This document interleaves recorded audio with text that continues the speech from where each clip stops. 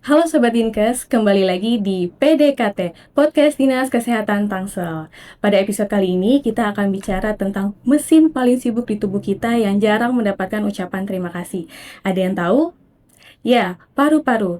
Tema PDKT kali ini yaitu paru-paru sehat, hidup lebih produktif. Sebelum kita mulai, coba kita tarik nafas dalam-dalam, lalu hembuskan perlahan.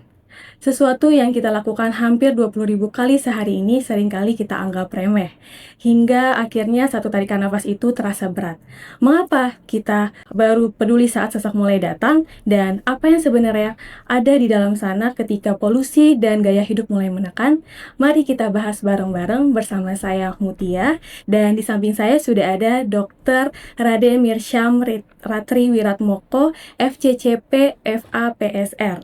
Beliau adalah dokter spesialis paru di Rumah Sakit Mitra Keluarga Bintaro. Betul, Dok? Betul. Baik, selamat datang dokter. Apa Selamat kabarnya? pagi, Mbak. Assalamualaikum warahmatullahi wabarakatuh. Waalaikumsalam warahmatullahi wabarakatuh. Baik, dokter, terima kasih sudah meluangkan waktunya untuk hadir di PDKT kali ini. Baik, Dok. Kita mulai saja ya, Dok, ke pertanyaan yang pertama. Apa sih, Dok, peran vital paru-paru bagi tubuh? Mbak Mutia, jadi gini, kalau tadi prolog awalnya kan organ yang paling sibuk ya, lebih dari 20.000 kali sehari bekerja ya, bener ya. Jadi kalau kita bernafas itu kan 1 menit 16 sampai 22 kali per menit ya. Jadi memang paru tuh organ yang sangat sibuk, jadi sangat dibutuhkan oleh semua, karena kan bagaimanapun kan kita bernafas mengambil oksigen. Oksigen dibutuhkan untuk seluruh proses di dalam tubuh kita. Semua organ butuh oksigen, jadi memang paru-paru tuh organ yang sangat penting. Yang memang banyak orang seperti meremehkan kan. Oh, jantung nih, serangan jantung mendadak langsung. Tapi kalau paru, antar deh. Betul. Orang batuk, kayaknya yang jarang deh orang batuk 1-2 hari mereka berobat. Tapi kalau nyeri dada, mereka pasti langsung berobat. Nah, itu kadang-kadang, maka tidak sedikit kasus yang kita dapatkan itu pasien-pasien yang sudah late onset. Jadi pasien tumor paru, udah stadium 4. Kita dapat pasien tuberkulosis, TB paru, itu sudah yang berat kondisinya. Pneumonia sudah kadung sudah sepsis. Jadi itulah yang masyarakat tuh perlu tahu, bahwa misalnya ada organ nih yang tadi kata Mbak Mutia bilang nih, dia yang paling penting, karena kita tiap hari bernafas, kita nggak bisa milih loh. Bernafas tuh pasti. Betul. Kalau misalnya, contoh misalnya cuci tangan, kita bisa milih, oh ada benda kotor kita nggak mau pegang. Tapi kalau udara kotor, nggak mungkin dong kita nggak napas ya. Jadi memang organ sangat penting paru itu, Mbak. Baik, Dok. Apa saja sih, Dok, kebiasaan sehari-hari yang bisa merusak kesehatan paru-paru?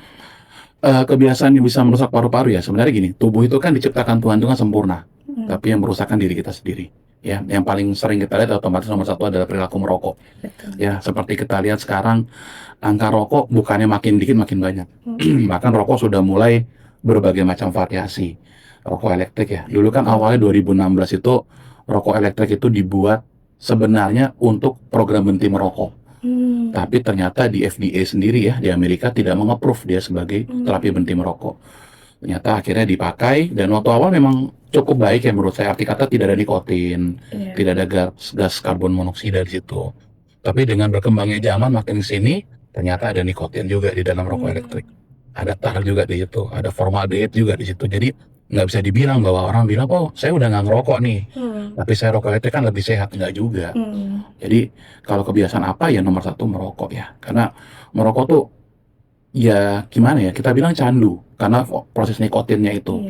Orang kalau udah sekali kena nikotin, itu reseptor di otak akan minta terus menerus dan terus menerus. Jadi sulit sekali setiap orang tuh berhenti merokok. Memang tidak mudah. Kadang kita edukasi ke pasien atau bilang ke keluarga kita, pasangan kita, berhenti dong merokok. Nggak semudah itu. Hanya sedikit, mungkin lebih kurang dari 10% dari rasi populasi dunia yang bisa langsung berhenti merokok. Memang ada tahap-tahapannya. Jadi rokok nomor 1. Yang kedua apa? Polusi udara. Nah, polusi udara itu kan dibuat oleh manusia. Salah satunya dengan rokok. Yang kedua apa? Asap kendaraan bermotor. Ya, jadi kalau kendaraan bermotor, uji emisi lah yang sering. Supaya apa? Supaya kita tidak mengotori. Ya, sekarang udah ada mulai program mobil listrik yang ramah lingkungan ya. Tapi kalau kita lihat polusi udara, ya berapa? 1 tahun terakhir, kalau siang warnanya, langitnya kan kalau kita turun pesawat tuh, itu kalau udah masuk coklat udah masuk Jakarta nih. Kalau misalnya biru udah masih di luar gitu. Jadi polusi udara dan rokok sih Mbak yang paling sering membahayakan paru kita gitu. Oke, Dok. Kalau misalnya tanda-tanda awal nih, kalau paru-paru ini sudah minta tolong, Dok. Oke, jadi kalau tanda-tanda paru berarti dia lagi nggak happy ya, nggak Betul. fit ya parunya Iya. ya. Ada 3 gejala yang paling mudah kita kenali kalau paru kita udah bermasalah. Nomor 1 batuk, Hmm. nomor 2 sesak, nomor 3 nyeri dada. Hmm. Jadi kalau Sobat Dinda sudah mulai merasakan 3 gejala itu, hati-hati. Mungkin paru Anda sedang bermasalah. Hmm. Jadi sebaiknya dicek ke rumah sakit terdekat, atau kesehatan terdekat, apakah parunya bermasalah. Kalaupun bermasalah, semoga belum sampai onset yang berat. Hmm. Jadi untuk membedakan gejala batuk biasa dengan gejala batuk yang serius bagaimana, Dok? Nah, sebenarnya batuk itu kan suatu proses ya. Tuhan ciptakan batuk itu untuk mengeluarkan sesuatu di saluran napas. Ya sebenarnya proses normal, fisiologis.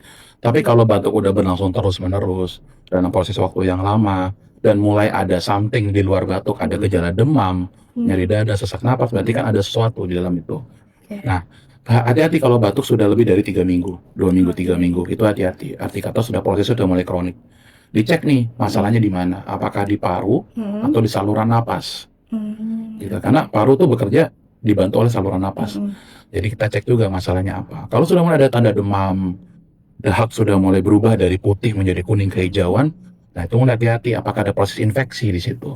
Apakah infeksinya karena virus, karena bakteri, atau karena mikroorganisme yang lain. Itu. Jadi lebih di onset waktu, gejala-gejala lain yang mengikuti si batuk itu. Oke, jadi kalau misalnya batuk itu sudah lebih dari 3 minggu dan udah ada gejala-gejala lainnya, itu harus segera datang ke dokter paru ya, Dok ya? Ya, siapa aja boleh fase kesehatan terdekat yang pasti. Tapi kalau mau lebih detail, kita datang ke dokter paru, kita periksakan secara lengkap pemeriksaannya. Oke, siap, Dok.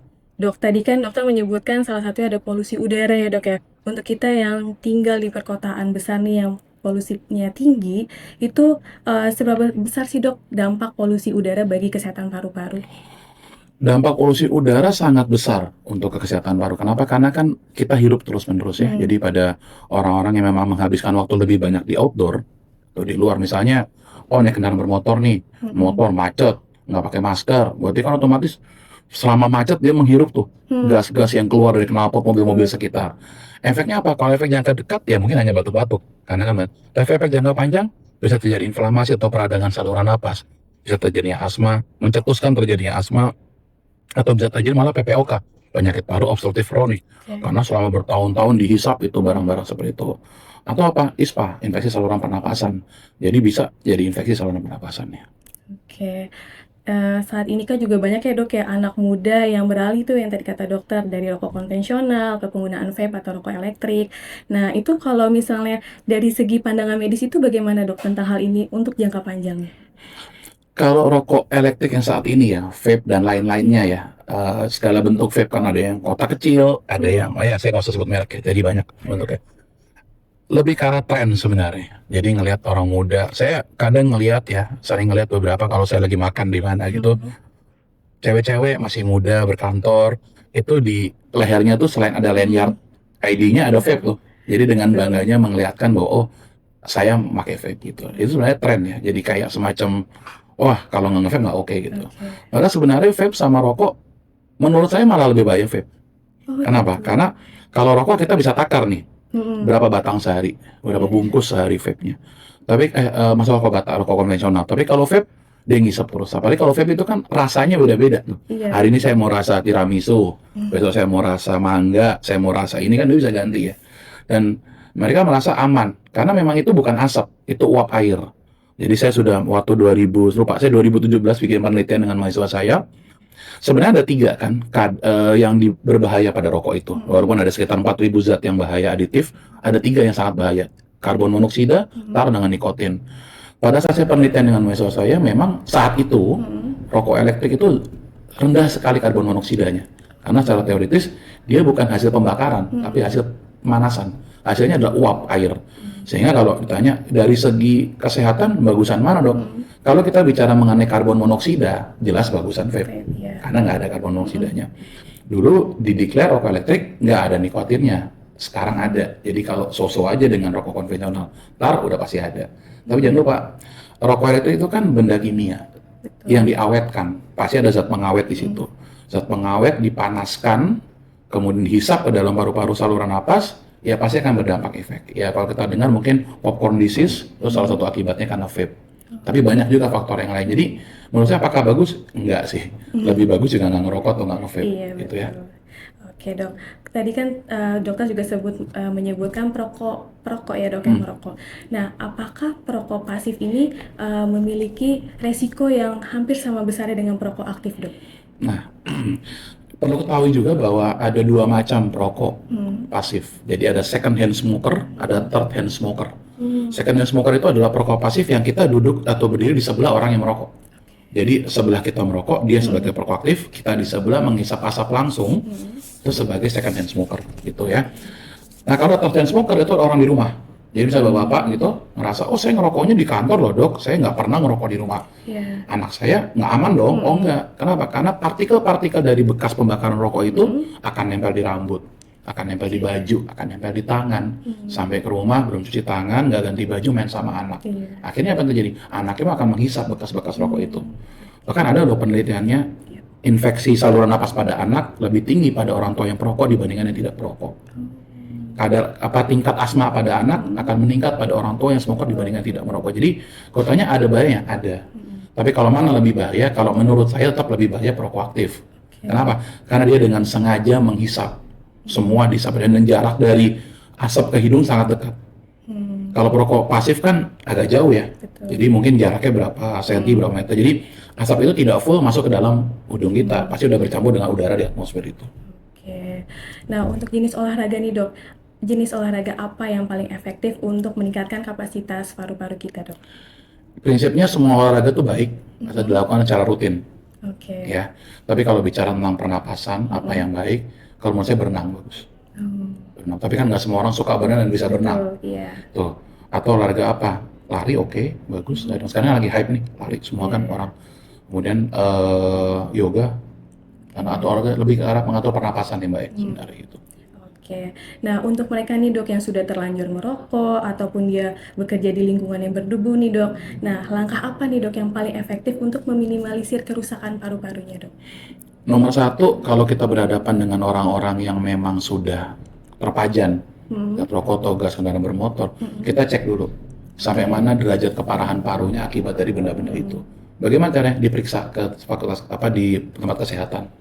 Periksanya juga kalau bisa bukan yang standar. Arti kata, oh ronsen saya bagus loh, Iya. ronsen saya oke nih, kemarin MCU ronsen saya nggak ada masalah. Ya ronsen bagaimana CT scan-nya? Gitu. Jadi pada orang-orang dengan high risk, seperti kita tahu kan kalau rokok dengan debu kendaraan bermotor, itu kan risknya paling ujungnya kalau di paru ada tumor paru. Ya, tumor paru itu selama saya praktek sekitar 15 tahun, itu kayaknya di bawah 5 orang saya ketemu tumor paru stadium 1-2. Most of them pasti di 3-4. Berarti kan udah late onset ya. Kenapa? Karena mereka sibuk dengan, paru gue nggak apa-apa. Tapi ternyata begitu di CT scan, walaupun tumornya cuma 3 cm atau 4 cm, ternyata udah nyebar ke liver, udah nyebar ke anak ginjal atau ke tulang. Jadi kan jatuhnya juga stadiumnya juga 3-4 juga. Jadi yang paling penting adalah mengetahui berapa berat sakit parunya akibat benda-benda itu. Pemeriksaan yang lebih lengkap. Bukan cuman kalau CT scan atau foto itu kan hanya sekedar anatomi ya. Kita juga perlu periksa spirometri, tes fungsi paru. Seberapa kita lihat fungsi paru kita sudah terjadi gangguan apa? Apa daya ngembang parunya udah rusak, keganggu, atau ternyata malah ada penyempitan di saluran napas. Itu yang perlu kita lihat juga. Oke, Dok. Jadi seberapa penting nih, Dok, untuk melakukan medical check-up seperti ronsen dada atau spirometri yang tadi dokter sebutkan untuk orang-orang yang merasa dirinya sehat-sehat saja, Dok? Kalau memang orang itu high risk ya, kalau saya biasanya bilang laki-laki lebih dari 50 tahun dengan riwayat merokok, mereka dan ada keturunan kanker di keluarganya, hati-hati Anda masuk golongan high risk kanker paru. Hati-hati. Nah, pemeriksaannya harus detail. Kalau bisa 6 bulan sekali periksa. Periksa apa? CT scan. Kalau menurut saran saya. Tapi kan CT scan tidak murah. CT scan, wah ngeri pojokannya besar ke badan. Kita ada loh di rumah sakit kita pemeriksaan namanya low dose CT. Jadi low dose itu adalah CT scan dengan dosis yang sangat kecil. Dosisnya setara dengan foto ronsen biasa. Tapi dengan gambaran kelihatan CT scan.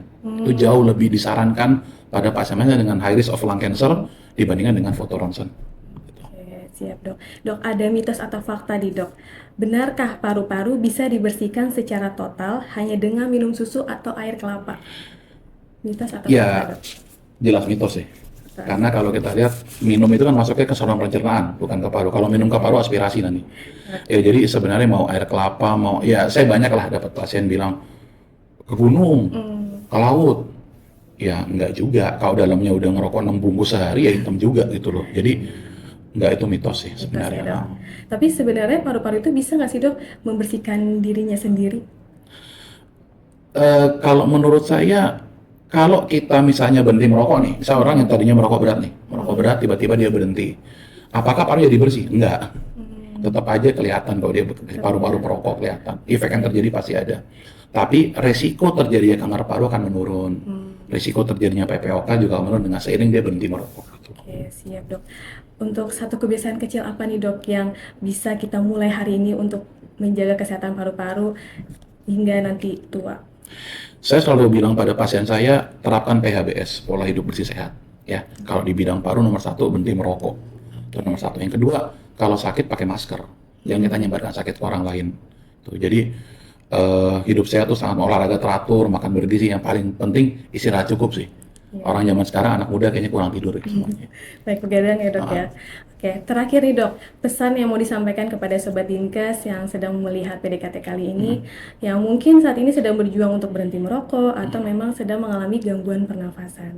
Oke, jadi pesan kepada Sobat Dinkes. Sobat Dinkes, kalau misalnya kita ngerokok, berusaha untuk berhenti dulu. Caranya gimana? Kalau nggak tahu datang ke dokter. Datang ke dokter paru. Kami ada caranya. Kami ada strateginya untuk berhenti merokok. Kami ada obatnya untuk berhenti merokok. Tapi nomor 1 adalah niatnya bagaimana. Kalau niatnya bagus, kami dengan mudah akan membantu. Tapi kalau niatnya datang ke rumah sakit dibawa orang tuanya, dibawa pacarnya, dibawa pasangannya, ya susah. Kembali ke niatnya masing-masing dulu. Ya, yang kedua, tadi saya bilang terapkan pola hidup bersih sehat. Makan bergizi, olahraga teratur, istirahat cukup, berhenti bila merokok, pakai masker apabila sakit, seperti itu. Demikian pembahasan kita mengenai pentingnya menjaga kesehatan paru-paru, karena menjaga kesehatan paru-paru adalah investasi jangka panjang untuk kualitas hidup yang lebih baik. Untuk Sobat Dinkes yang mau datang ke pelayanan Low Dose City, bertemu dengan Dr. Mirsyam di Rumah Sakit Mitra Keluarga Bintaro, bisa berkunjung di hari Senin, Selasa, Jumat, Sabtu pada pukul 14.00 hingga 16.00 dan di hari Rabu jam 10.00 sampai 12.00. Terima kasih Dr. Mirsyam atas ilmunya yang luar biasa hari ini. Semoga bermanfaat dan bisa menjadi pengingat bagi kita semua untuk lebih sadar akan kesehatan sistem pernafasan. Dan untuk Sobat Dinkes, jangan lupa untuk selalu tonton PDKT episode selanjutnya maupun sebelumnya. Saya Mutia dan Dr. Mirsyam undur diri. Salam sehat. Salam sehat.